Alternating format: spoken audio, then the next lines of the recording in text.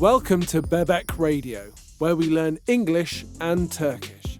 Bebek Radio'ya hoş geldiniz. Sizlere Türkçe ve İngilizce öğretmek için buradayız. Let's go! Hadi başlayalım.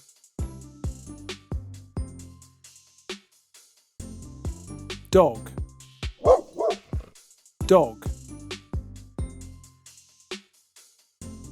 Köpek. Köpek.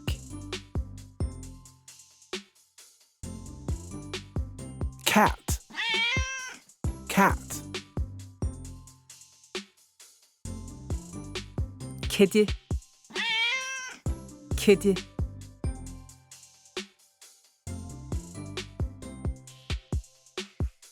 Horse.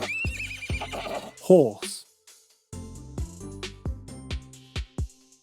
At. At. Cow. Cow. İnek. İnek.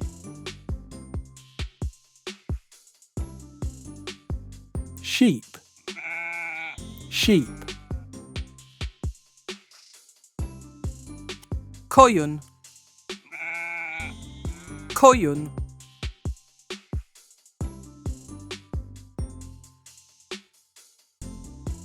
Pig. Pig. Domuz. Domuz.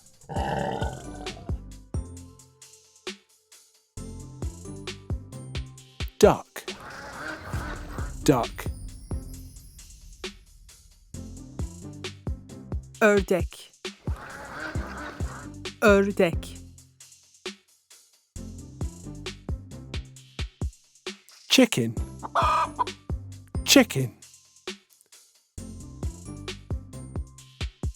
Tavuk. Tavuk. Fish. Fish.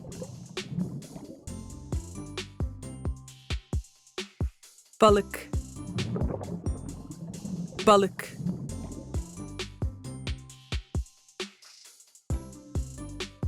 Mouse. Mouse. Fare. Fare.